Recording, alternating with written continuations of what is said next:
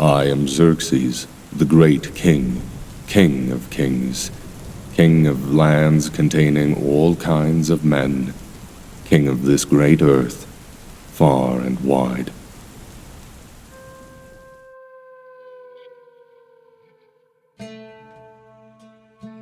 On a dark and gloomy day in 481 BC, Xerxes, the ruler of the Persian Empire and the single most powerful individual in all the world at that time, stood near the banks of the Hellespont, and he watched the darkening sky with a simmering rage.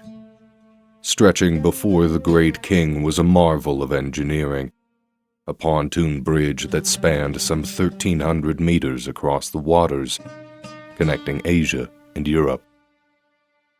It had been constructed for the purpose of invasion, for Xerxes to march his armies across. Unfortunately for the great king, however, neither he nor anyone else in his army would get to use that bridge. This is the story of King Xerxes and the sea. This is the retelling. King Xerxes wanted to finish what his father had started but been unable to complete, namely the subjugation of the Greeks and the expansion of the Persian Empire into Europe. Nearly a decade earlier, the Greeks had won a famous victory against the Persians at the Battle of Marathon, and that defeat, as well as the obstinance of the Greeks, had stung Xerxes. The pontoon bridge that stretched before the great king would have been a wonder to behold. Engineered from hundreds of ships lashed together side by side, the bridge would have been sturdy and strong enough to transport tens of thousands of men, horses, carts, and supplies. It would have taken months to complete. The pontoon bridge was essential for Xerxes. With an army stretching into the tens of thousands, ferrying everyone across would have been both time-consuming and a logistical nightmare. Instead of being carried across the sea, Xerxes' army was going to march over it. And though the bridge was complete and he was seeing his plans come to fruition, Xerxes would have watched the sky with a simmering rage. A storm was coming, and it looked like a bad one. The clouds on the horizon were full and dark. A storm was coming, and there was nothing Xerxes could do about it.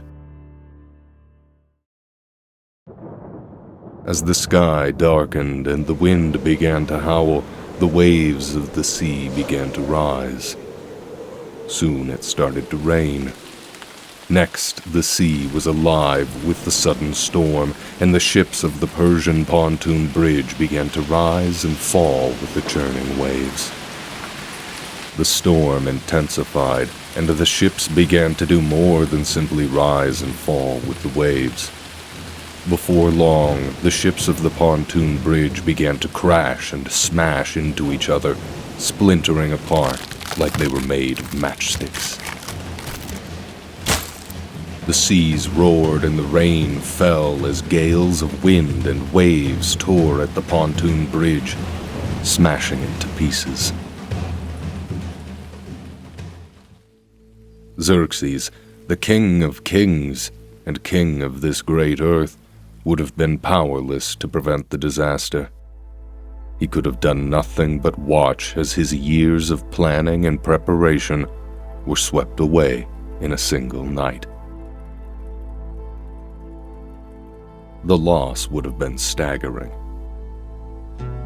In addition to the lost time, effort, and money, hundreds of ships would have been lost, and many lives along with them, and the planned campaign into Greece would have been set back by months.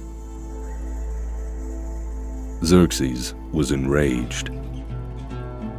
In his mind, he was the king of kings, the lord of all, the master of earth, and he could not tolerate such a loss. He could not tolerate such disobedience, even if it was from the sea. King Xerxes demanded satisfaction.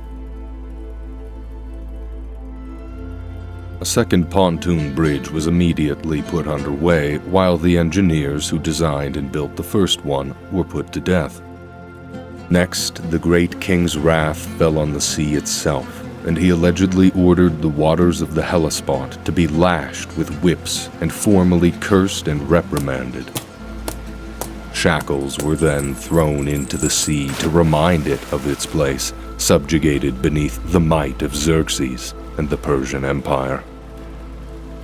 Wading into the waters of the Hellespont in the days after the storm, Xerxes' officers raised their whips and lashed at the waves, while priests and magi condemned the waters with official curses. And so came the story of the king who whipped the waves. After months of rebuilding, Xerxes and his army made it across their second pontoon bridge in the year 480 BC. But if they thought their troubles were over, they were very wrong. Ahead of them lay one of the greatest military encounters of all time, where 300 Spartans and their Greek allies managed to hold off Xerxes and his massive army for 3 whole days at the Battle of Thermopylae. And though the Spartans were eventually defeated, their stoic, stalwart defense gave Xerxes a small taste of what was to come. In the end, Xerxes failed his campaign against the Greeks. His armies won several victories on land, even managing to reach Athens, where they sacked the city and put it to the flames. But it would ultimately be Xerxes' disobedient old foe, the sea, that would be responsible for his failure in Greece. Xerxes' forces suffered a major defeat in the naval battle of Salamis in 480 BC, and his navy was forced to withdraw. Not long after that, the Persian army was defeated on land at the Battle of Plataea, effectively ending Xerxes' campaign. The great king had been defeated. So what became of Xerxes, the great king and king of kings and king of all men and king of this earth? He died. 15 years after he'd imposed his will on the waves and tried to shackle the sea, Xerxes was killed by the commander of his own bodyguard. The king of kings, it seems, was not even the king of his own men. So that's the story of Xerxes and the sea. Most of the information of this old story comes from Herodotus, and while he might not be the friendliest source when it comes to the Persians, he certainly is one of the most endearing. Who knows? Maybe the story of Xerxes punishing the sea was embellished, or maybe it was completely fabricated, or maybe it was all true. Maybe there really was a set of people in history, as real as you and I, who were ordered one day to whip the sea. Xerxes wasn't the only ruler who sought to punish the sea. According to the ancient historian Suetonius, several centuries after Xerxes, the Roman Emperor Caligula would order a similar action, only in the English Channel, commanding his legionnaires to form lines and actually do battle with the very waves of the ocean and to collect seashells as spoils of war. Caligula, like Xerxes, considered himself as a master of the world, a supreme emperor at the head of a mighty empire, and like Xerxes, Caligula would also meet a violent end at the hand of his own bodyguard. Anyways, that's all for this video. Thank you so much for watching. I'll see you in the next one.